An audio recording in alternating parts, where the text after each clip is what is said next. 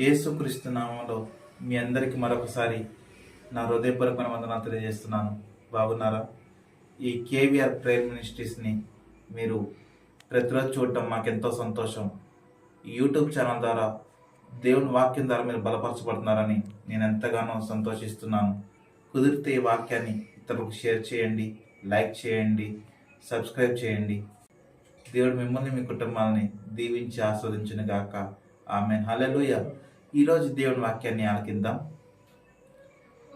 ప్రకటన గ్రంథం 22వ అధ్యాయము 7వ వచనంలో ఒక మాట, ఇదిగో నేను త్వరగా వచ్చుచున్నాను, ఈ గ్రంథంలోని ప్రవచన వాక్యములను గైకొనువాడు ధన్యుడు. దేవుని రాకడ త్వరగా సమీపించబోతుంది. నీలో మారు మనసు లేకుండా, నీలో దేవుని యొక్క వాక్యము లేకుండా నువ్వు బ్రతుకుతూ ఉంటుంటే ఆ బ్రతుకు సరైనది కాదు.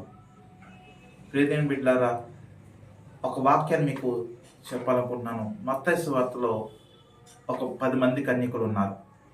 అందులో బుద్ధి కలిగిన కన్యకులు 5 ఉన్నారు.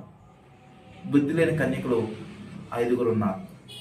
బుద్ధి కలిగిన కన్యకులు ఏం చేశారంటే, పెండ్లి కుమారుడు వస్తున్నాడని తమ దివిటీలని అలాగే నూనెని సిద్ధపరచుకున్నారు.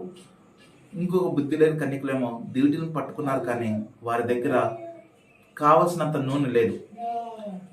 నేను ఏం చేయాలంటే, నూనె అనగా వాక్యానికి సాదృశ్యం. ఆ వాక్యాన్ని మనము మన హృదయంలో ఉంచుకోవాలి. ఆ వాక్యం లేకపోతే దేవుడు వచ్చినప్పుడు, దేవుడు నిన్ను పిలిచినప్పుడు, ఆయన స్వరం నువ్వు వింటున్నప్పుడు దేవుని రాజ్యంలోనికి చేర్చబడతాం. ఎప్పుడు చేర్చబడతామంటే, మనము దేవుని స్వరం వినటానికి సిద్ధపడాలి. ఇప్పుడు పెండ్లి కుమారుడు వచ్చాడు. పెండ్లి కుమారుడు వచ్చినప్పుడు వారి దగ్గర డ్యూటీలు పట్టుకొని, నూనెను పట్టుకొని వారు సిద్ధంగా ఉన్నారు కాబట్టి పెండ్లి కుమారుడితో పాటు ఆ విందులో పాల్గొన్నారు. కానీ ఒక 5 బుద్ధి లేని వారు ఉన్నారన్నానే, వాళ్ళు వెళ్ళి తమ డ్యూటీలో నూనె తెచ్చుకోవడానికి వెళ్ళినప్పుడు పెండ్లి కుమారుడు వచ్చాడు, వెళ్ళిపోయాడు. వీళ్ళు ఆలస్యంగా వచ్చి, మేము వచ్చాం, తలుపు తీయండి అని అంటున్న కొద్దికి, మీరెవరో మాకు తెలియదని ఆ పెండ్లి కుమారుడితో పాటు ఉన్నవారు చెప్పారు.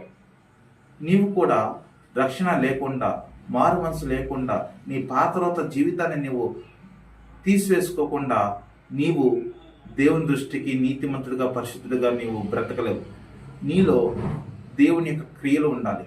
నీలో దేవుని యొక్క వాక్యం ఉండాలి. నీవు ఎప్పుడైతే నువ్వు పరిశుద్ధుడిగా, నీతిమంతుడిగా నువ్వు నీ హృదయాన్ని శుద్ధి చేసుకుంటావో అప్పుడు దేవుని వాక్యం నీలో ఉంటుంది. దేవుడు నిన్ను తన రాజ్యానికి చేర్చుకుంటాడు. కనుక నీలో సిద్ధపాటు లేకుండా నువ్వు ఎన్ని చేసినా అది వ్యర్థమే. ప్రియదేం బిడ్డలారా, ఈ వాక్యం ద్వారా మీతో నేను ఏం చెప్పాలనుకుంటున్నానంటే, ఆయన త్వరగా వస్తున్నాడు, ఈ గ్రంథంలో ప్రవచన వాక్యం గైకొని వాడు ధన్యుడు అన్నాడు.